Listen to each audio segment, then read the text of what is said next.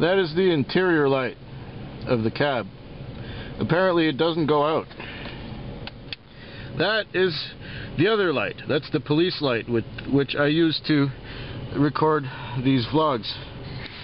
Outside, let it readjust. It is not pretty. It's winter, I guess, has hit us finally, and so it doesn't look too good out there. I had a bit of it's all glare ice. So I got to take my sweet time. Apparently the car was fitted with snow tires tonight, and so traction should be a lot better than it has been all weekend. Well, let's see. Drive on this stuff. It was easier when it was snowing. Now it's all ice and packed down, but only on these side streets like over here. So now you know what I've been putting up with. Anyway, here we are, taxi vlog number 52, I think it is. It's cold outside. It's about -3, which would be convert to about something like 25 Fahrenheit. That's not too insane, but you know, when you're not used to it, and when you just got back from Mexico a week ago, you kind of long for the days in the sun. And today I had a look. Okay, let's get some traction here away from this stop sign. Snow tires may help a little bit, but not completely. Okay, so I was looking at a friend's video today, and it was dated the 28th. I'm so behind. I haven't looked at as many videos as I could have. In reality, lately I've been taking up a little more reading than I've been doing in the past, and so I haven't viewed as many videos or made as many videos as I usually do.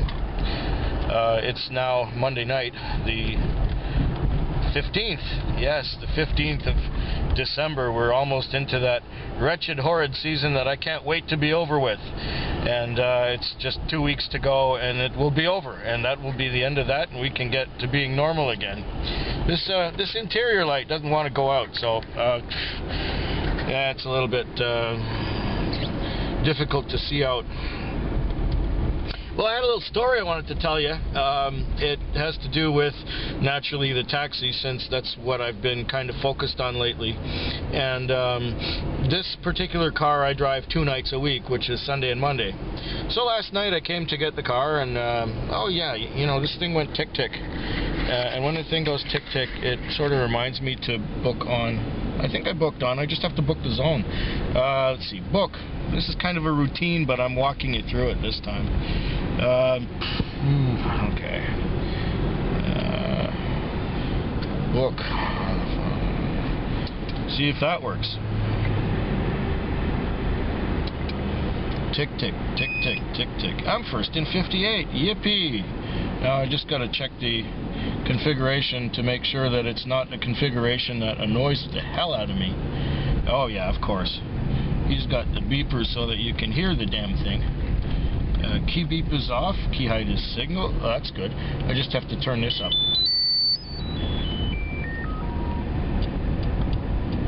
There. Barely audible. Just the way I like it. Things that go beep just drive me batshit. If I haven't said it before, I say it now. Okay, so what was I getting at? I should turn that light back on. Yes, I should. Okay, well, I think I'm going to vlog with no edits because I'm going to try and do this through iMovie 08, which I don't like the program. It confuses the hell out of me. I'm used to having the control of the old iMovie HD, and I haven't broken down to getting a cheap computer that runs Windows and to get something cool like Sony Vegas, which I'm probably due for because I've exhausted the iMovie HD capabilities. And the other thing, the Final Cut, I don't know anything about Final Cut except it's supposed to be really good and it's supposed to be difficult, so I don't know. If I want to do Sony Vegas, I just got to look at Little Rich's stuff, or, you know, I could always just not edit and hope, you know, I'll set the aspect so that we get wide screen. Now the question is, will it fill the screen, or will it just give a great big black frame around it? That's one thing that I want to do a bit of, I want to check it out. Oh, I digressed. Yeah, okay. So last night I got in the car, and the owner of the car calls me and and tells me that it hasn't been fueled up because the guy who drove it Saturday night when it snowed, he got all terrified and didn't bother to fill it up, and he went and just parked it with, like, you know, 2/3 of a tank. So I had to go fill it up. So I went and filled it up and figured, okay, so I'll just put the amount that I paid for the fuel in the envelope and you know, dock him for the lease on that. And then I got sent on my first call, which was not far away, and it went very well. Everything was fine. We were slip sliding around in the snow, and I got the guy to where he was going, and that was all good. Next call. What the hell is going on?